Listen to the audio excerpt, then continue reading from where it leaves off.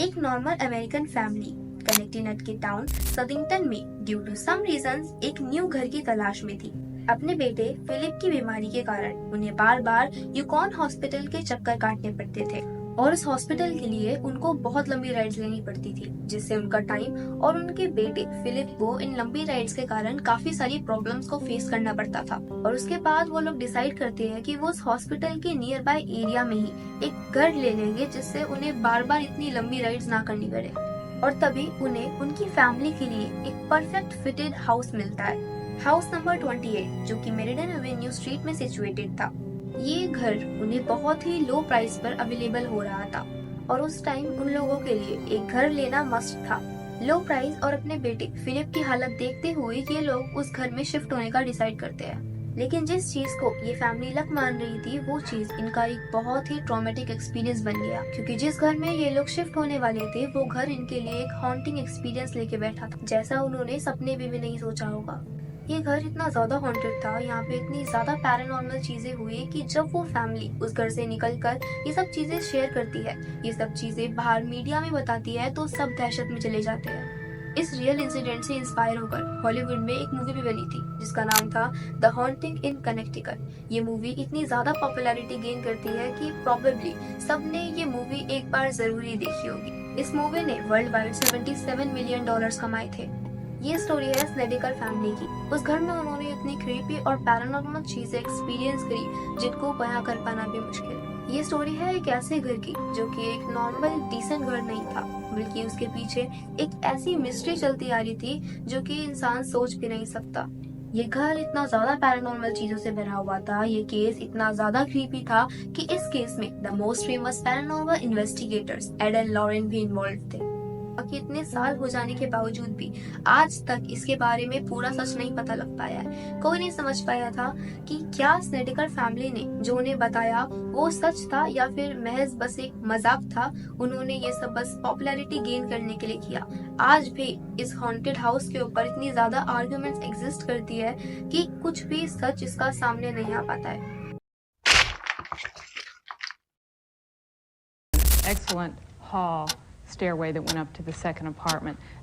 ये सब शुरू होता है ईयर 1968 से, जब एक नॉर्मल अमेरिकन फैमिली जिसमें एलन स्नेडिकर, उनकी वाइफ कार्मेन रिड और उनके 4 चिल्ड्रंस रहते थे, जिनका नाम था फिलिप, ब्रैडली, एलन, जेनिफर। उन सबके साथ कार्मेन रिड की भतीजी भी रहती थी। उनके बेटे फिलिप को हॉजकिंस लिम्फोमा था, जो कि एक टाइप से ब्लड कैंसर है जिसमें बॉडी का लिम्फेटिक सिस्टम अफेक्ट होता है, इम्यून सिस्टम बहुत ज्यादा वीक हो जाता है। स्नेडिकर फैमिली अपने बेटे का ट्रीटमेंट यूकॉन हॉस्पिटल से करवा रही थी।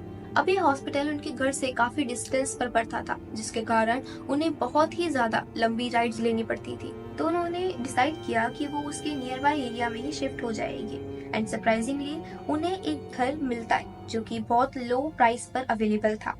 उसमें 5 बेडरूम्स, 2 बाथरूम्स थे, जो कि उनकी फैमिली के लिए परफेक्ट एंड मोस्ट सूटेबल थे। एलन स्टोन मेसन की जॉब करता था और उसकी बीवी कार्मेन रिड इंटीरियर डिजाइनिंग की जॉब करती थी। उस टाइम पर एलन काफी ज्यादा अल्कोहलिक चीजों से एडिक्ट था। ये घर को लेने से पहले वहाँ के डीलर डेरिल केन ने इन्हें इस घर के बारे में कुछ भी अनयूजुअल या कोई भी इन्फो नहीं बताई थी। और 30 जून 1986 को यहाँ पे स्नेडिकर फैमिली ऑफिशियली शिफ्ट हो जाती है।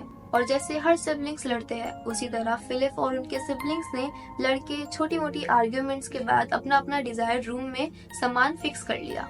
जब स्नेडिकर फैमिली इस घर को और ज्यादा एक्सप्लोर करी थी, तभी उन्हें वहाँ का बेसमेंट मिलता है, जो कि काफी ज्यादा मटेरियल से एकदम लॉक्ड हो रखा था। उस रूम के बाहर बहुत ज्यादा चीजें रखी हुई थी, जिससे उसको पूरी तरीके से ब्लॉक कर रखा था। वहाँ पे एंट्री अलाउ नहीं थी। जैसे तैसे करके कार्मेन रिड उस बेसमेंट में जाती है और जब वो बेसमेंट में जाती है, उसे वहाँ जो देखने को मिलता है वो काफी ज्यादा शॉकिंग था। वो चीजें उनको बहुत ज्यादा अनईजी फील करवाने के लिए काफी थी। उनके बेसमेंट में एक प्रॉपर एम्बैलिंग रूम था जिसमें उसके इक्विपमेंट्स भी रखे हुए थे। वहाँ पे टो टैग्स थे, जो कि मरी हुई लाश को पहचानने के लिए उनके टो में डाले जाते हैं। ब्लड ड्रेनेज टूल्स मिलते हैं और कुछ लोगों की पर्सनल बिलोंगिंग्स और उनकी फोटो, जो कि उन लोगों की थी जिनकी लाशें यहाँ एक टाइम पे रखी गई थी। एग्जैक्टली अगर मैं बताऊं तो वो रूम एक फ्यूनरल हाउस था, जहाँ पे लाश को प्रिजर्व और संभाल के रखा जाता था। इन सब चीजों के बारे में वो लोग हाउस ओनर डेरल केन से बात करते हैं, जो कि उन्हें बताता है कि इतने सालों से ये घर का बेसमेंट एक फ्यूनरल होम था। ये फ्यूनरल हाउस कोई रिसेंटली में नहीं बना था, बल्कि ये काफी सालों से वहाँ था और चलता आ रहा था। डेरल केन ये भी क्लेम करता है कि उसने स्नेडिकर फैमिली को ये सब पहले ही इन्फॉर्म कर दिया था ये घर लेने से पहले।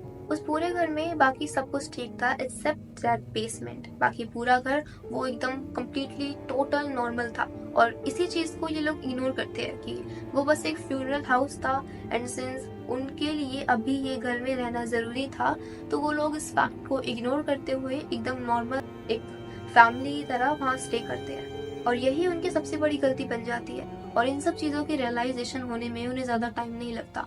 इस घर में शिफ्ट होने के कुछ दिनों बाद ही उन सबको ये एक्सपीरियंसेस शुरू होने लग जाते हैं कि यहाँ कुछ तो गलत जरूर है।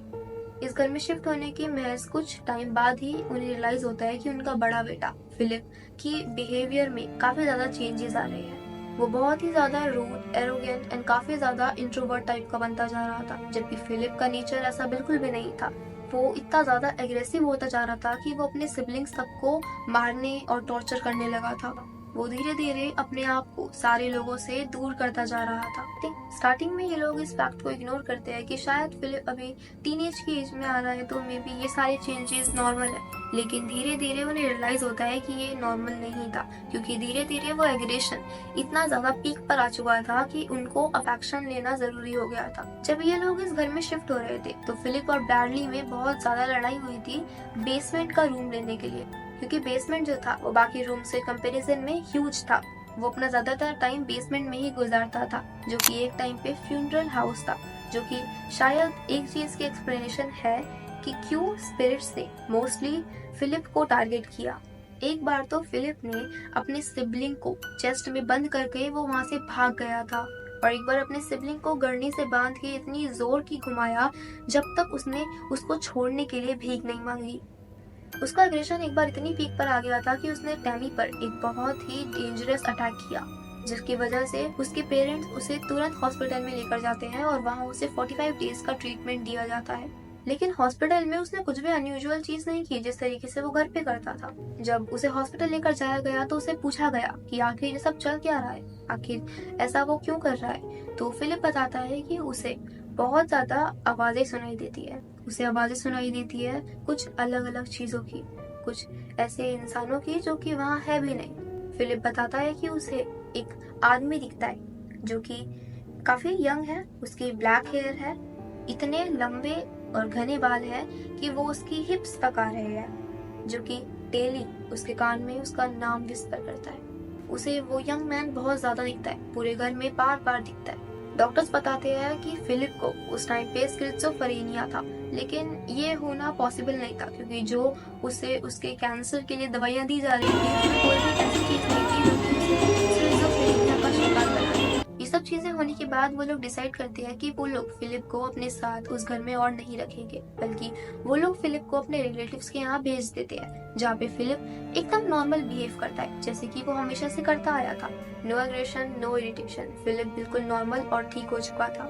ये उसका वहम नहीं था, बल्कि ये सब सच था, क्योंकि धीरे धीरे नॉट इवन फिलिप बल्कि उसके बाकी सिबलिंग्स भी इन चीजों को कंप्लेंट करने लग जाते हैं कि उन्हें बेसमेंट में क्रिएचर दिखता है एक लाल आंखों के साथ, जो कि उन्हें घूर रहा है, उनका नाम ले रहा है। कभी उन्हें रोने की आवाजें आती है तो कभी हंसने की। जब वो लोग रात को सोने जाते हैं तो उन्हें तेज चीखें सुनाई देती है, किसकी वो उन्हें भी नहीं पता। और ये सब चीजों पे धीरे धीरे एलेन और कार्मेन का भी ध्यान जाने लगता है, क्योंकि एक दिन जब कार्मेन घर में मॉपिंग कर रही थी तो उसका जो पानी था वो ब्लड बन जाता है। अचानक से वो पूरा पानी खून बन चुका था, कैसे वो नहीं पता। रैंडमली उनके घर की चीजें जहाँ वो रखते थे वहाँ वो नहीं होती थी, चीजें हवा में लेविटेट करती थी। कभी कभी किसी रूम का सामान बहुत ही वियर्ड तरीके में हर जगह फैल जाता था।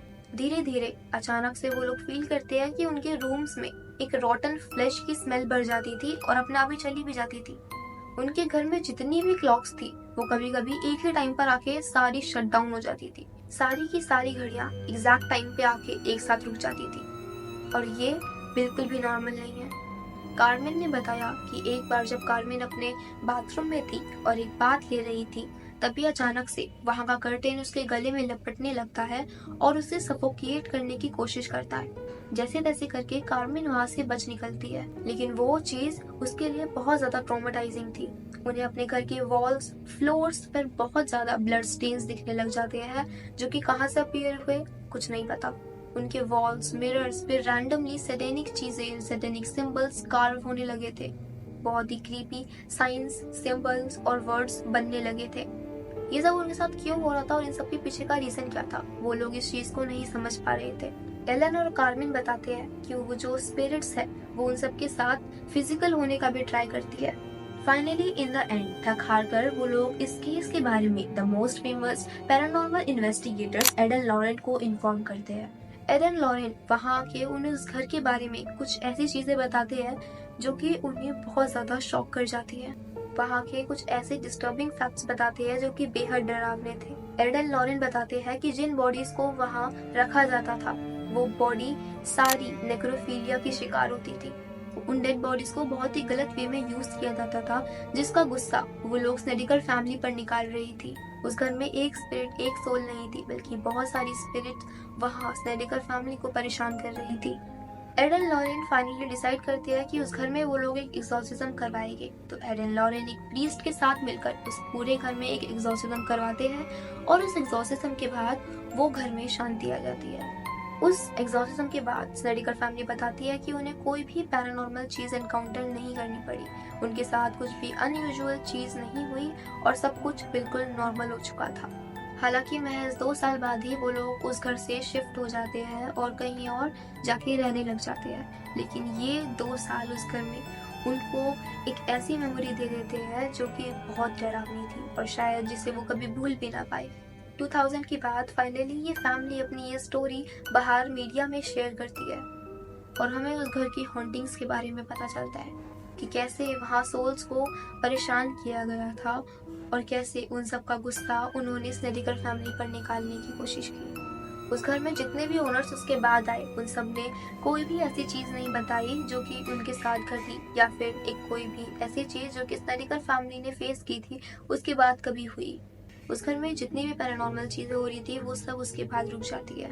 हालांकि नेबर्स ने इस चीज का बिल्कुल विरोध किया था और कहा था कि स्नेडिकर फैमिली ने ऐसा कुछ भी एक्सपीरियंस नहीं किया, बल्कि ये सब वो बस एक अफवाह दे रहे हैं और ये सब कुछ झूठ है। उन्होंने बस ये सब पॉपुलैरिटी गेन करने के लिए किया और ऐसा कुछ भी नहीं था, वो बस एक नॉर्मल घर था और मीडिया में वो लोग चीजों को स्पाइस अप करने के लिए बड़ा चढ़ा के बता रहे थे। काफी सारे लोग इस चीज के ऊपर यही स्टेटमेंट देते हैं कि ये सब बस एक अफवाह थी। इस केस के ऊपर बहुत कंट्रोवर्सीज एंड डिफरेंट ओपिनियंस लोगों के एग्जिस्ट करते हैं, लेकिन कभी भी कोई सॉलिड प्रूफ नहीं मिल पाया है। इसके ऊपर एक बुक भी लिखी गई थी और एक मूवी भी बनाई गई है। और सबसे क्रीपी बात इस घर की ये थी कि इस घर में कोई एक स्पिरिट या कोई एक सोल का कब्जा नहीं था, बल्कि यहाँ न जाने कितनी सोल्स और स्पिरिट के अंदर वो गुस्सा भरा हुआ था। अब इस घर के बारे में चाहे कितनी भी बातें बनाई जाए, लेकिन इस घर का असली सच तो उनको पता था जिन्होंने इस घर में स्टे किया। स्नेडिकर फैमिली ने जो एक्सपीरियंस किया वो कितना सच और कितना झूठ था, वो चीज तो स्नेडिकर फैमिली को ही पता थी।